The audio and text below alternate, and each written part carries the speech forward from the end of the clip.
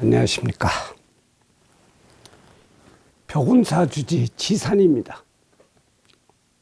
오늘의 지혜보따리 아차 몰랐네 그것을의 네 번째 이야기는 여러분들이 상당히 좋아하시는 이야기를 주제로 삼았습니다.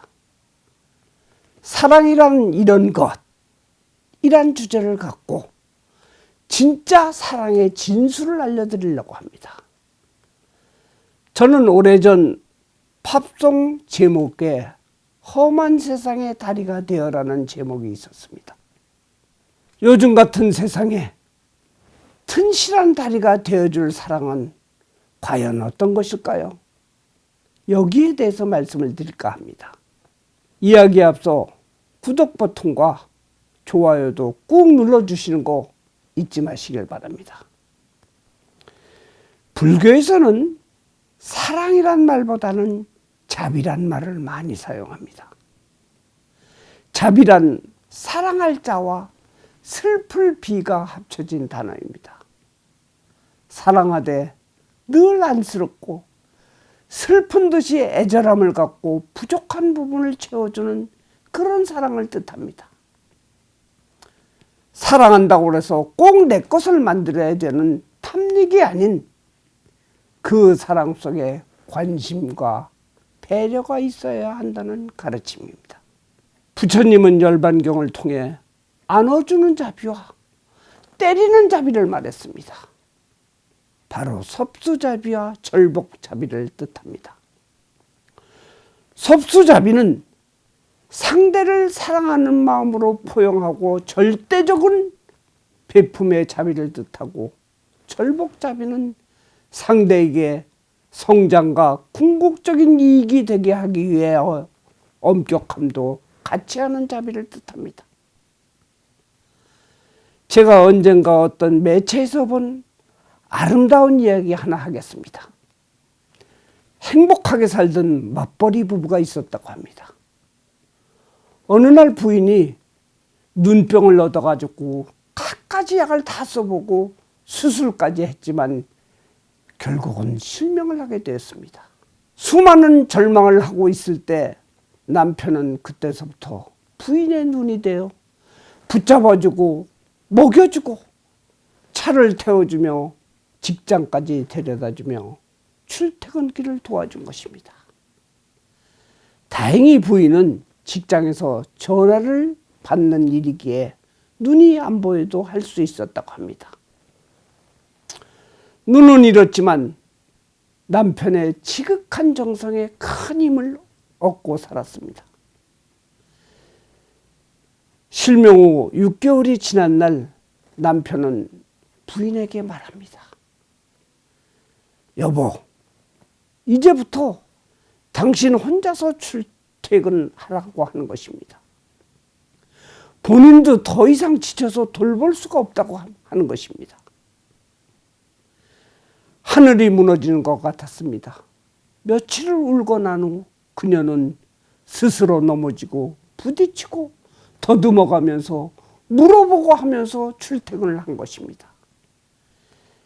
그렇게 하기에 이제 좀 익숙해져 가는 어느 날 그가 버스를 타는데 버스 기사가 그를 쳐다보면서 말하는 것입니다. 부인은 참 복도 많으십니다.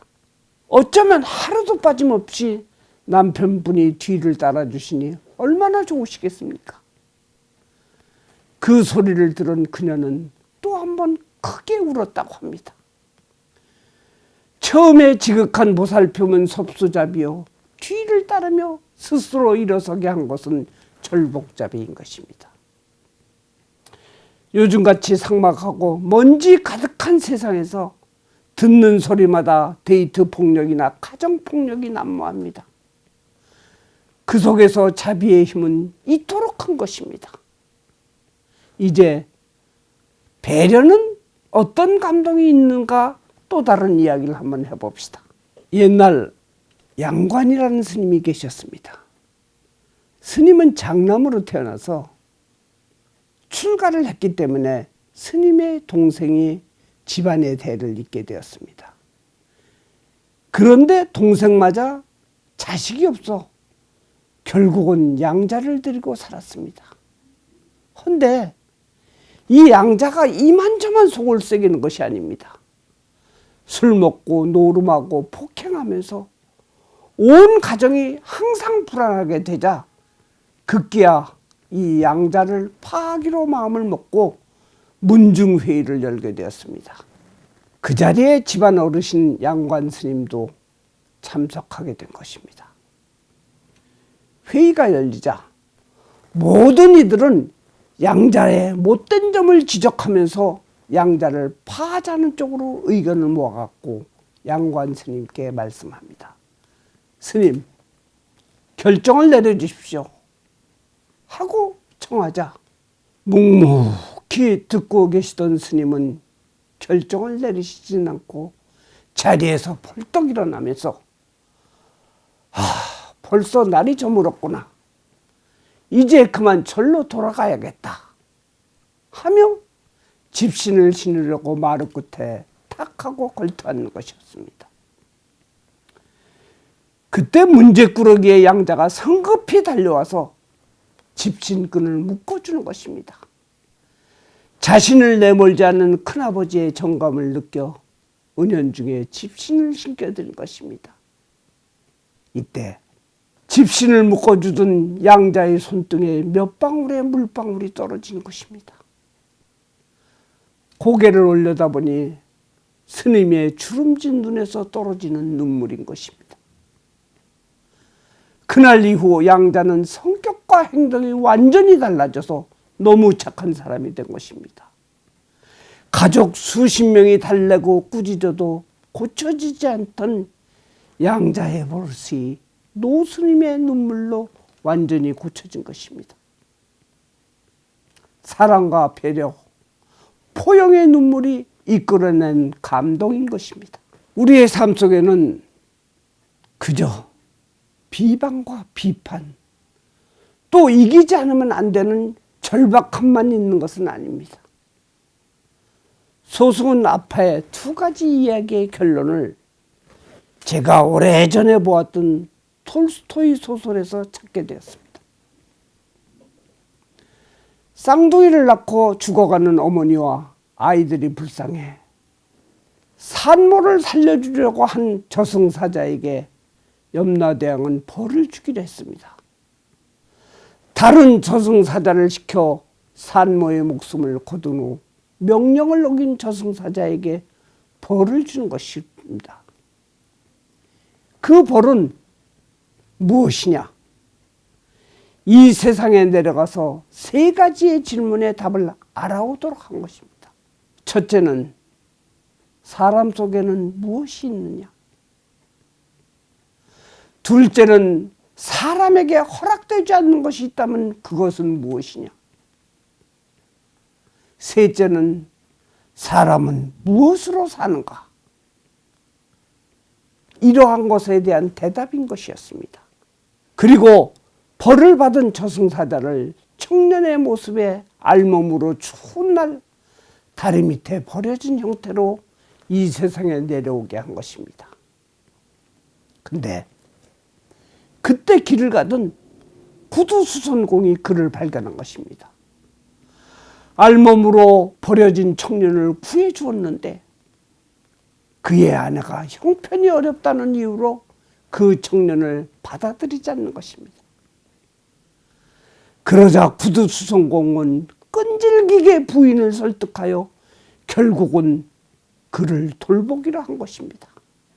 이를 본 저승사자는 첫 번째 질문에 답을 알아냈습니다. 바로 사람 속에는 자비가 있음을 아는 것입니다. 구두수선공, 집에서 열심히 일을 배우던 저승사자는 어느 날 한 부자가 좋은 차를 타고 고옷을 입고 나타나서 몇 년이 지나도 변하지 않는 좋은 가죽신을 주문하는 것입니다. 그 순간 바로 그 부자 뒤에 서 있는 그를 잡아가려는 또 다른 저승사자를 보게 된 것입니다. 이때 두 번째 답을 알게 되었습니다. 인간은 자신의 미래를 알게 하는 것을 허락하지 않는다는 것입니다.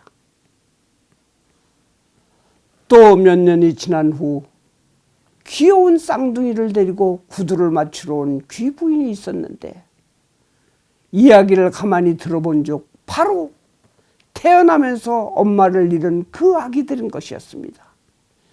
지금 이 집에서 구두 수선을 배우고 있는 청년, 바로 벌받고 있는 저승사자가 그가 쌍둥이 엄마를 살려주려고 했던 사연의 아이들인 것이었습니다.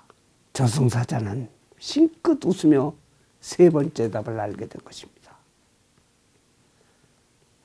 사람은 바로 사랑으로 살아간다는 것을 알게 된 것입니다. 이 답을 알게 된 저승사자는 다시 하늘로 올라갑니다. 그리고 사람은 바로 자비와 사랑으로 살아간다는 것과 또 아직 오지 않는 미래를 알 수 없다는 것이었습니다. 불교에서는 이야기하는 이 세상을 고해라고 합니다.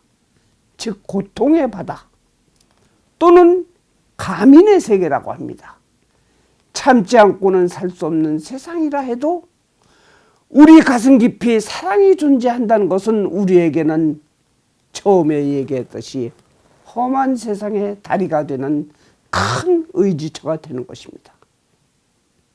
불자 여러분, 끝으로 불교 경전 증지부 경전에서는 사랑은 사랑에서 생기고 사랑에서 미움도 생기고 미움에서 사랑이 생기고 미움에서 미움이 생긴다라는 구절이 있습니다. 이는 사랑과 미움은 동전의 양면과 같아서 항상 사랑과 미움이 동시에 숨겨져 있다는 것입니다. 앞에 이야기한 훈훈한 사랑의 이야기도 자비가 없다면 삐뚤어진 사랑의 수렁에 빠지게 되는 것입니다.